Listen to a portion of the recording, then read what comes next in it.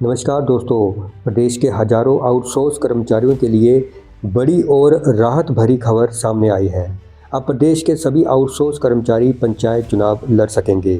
जी हां, सरकार ने इस दिशा में अहम फैसला लिया है, जिससे लंबे समय से अपनी भागीदारी की मांग कर रहे कर्मचारियों को बड़ी राहत मिली है।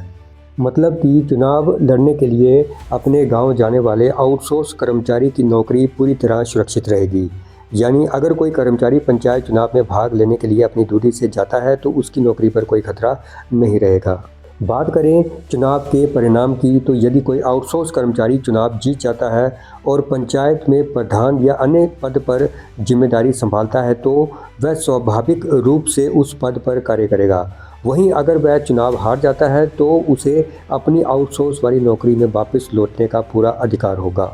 और इसका दायरा सिर्फ आउटसोर्स कर्मचारी तक ही नहीं, इसके तहत होमगार्ड और नंबरदार को भी पंचायत चुनाव लड़ने की अनुमति दी गई है, जिससे लोकतांत्रिक प्रक्रिया में और अधिक भागीदारी सुनिश्चित होगी। बाकी और किन्हें छूट मिली है और कौन चुनाव लड़ सकता है, उसकी डिटेल आप अपनी स्क्रीन पर देख सकते हैं। प्रदेश में बढ़ती गर्मी और शिक्षा व्यवस्था से जुड़े अहम मुद्दों पर प्रशासन ने सख्त और जरूरी कदम उठाए हैं। खास तौर पर पांवटा साहिब क्षेत्र से जुड़ी ये बड़ी अपडेट सामने आई है।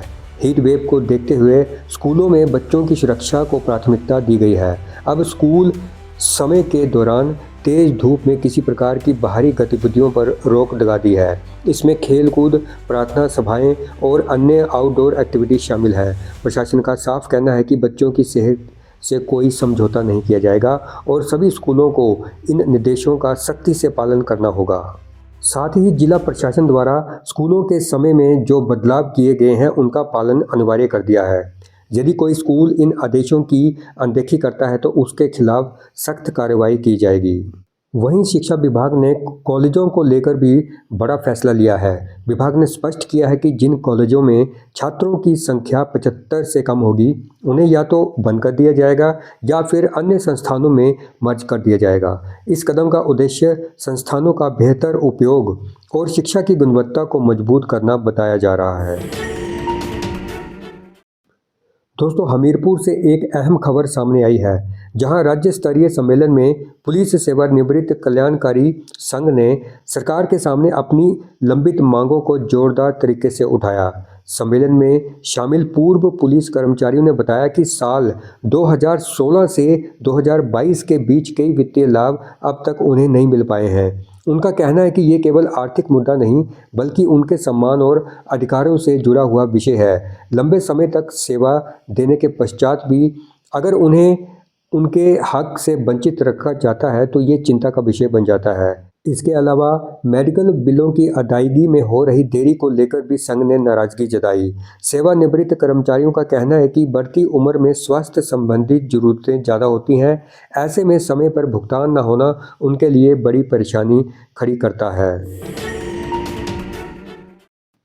हिमाचल प्रदेश में सीबीएसई संबद्ध सरकारी स्कूलों में शिक्षकों की तैनाती की प्रक्रिया तेज हो गई है।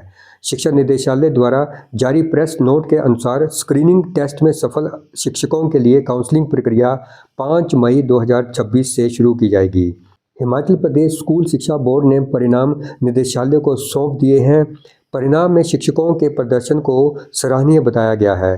निदेशालय ने स्पष्ट किया है कि शिक्षकों की तैनाती मेरिट और उनकी वरीयता के आधार पर की जाएगी। ये काउंसलिंग उन सभी पात्र शिक्षकों के लिए होगी जिन्होंने 22 मार्च 2026 को आयोजित स्क्रीनिंग टेस्ट पास किया है। प्रेस नोट में ये भी कहा गया कि जेबीटीज और सीएनवी जिला कैडर के पद हैं, लेकिन चयनित शिक्षक राज्य के किसी भी सीबीएसई स्कूल में नियुक्त हो सकते हैं। काउंसलिंग के दौरान दी गई वरीयताओं और रिक्तियों के अनुसार ही तैनाती होगी। हालांकि शिक्षकों की वरिष्ठता और पदोन्नति के अवसर उनके मूल कैडरों में सुरक्षित रहेंगे। सभी सीनियर सेकेंडरी स्कूलों से जुड़े प्राथमिक विद्यालयों में कम से कम 5 जेबीटी शिक्षकों की नियुक्ति सुनिश्चित की जाएगी और पूरी काउंसलिंग प्रक्रिया 15 दिनों के भीतर पूरी करने का लक्ष्य रखा गया है। तो दोस्तों, ये थे आज के ताज़ा अपडेट्स। जल्द ही मिलेंगे एक नई वीडियो में कुछ नई जानकारियों के साथ। तब तक के लिए गुड बाय।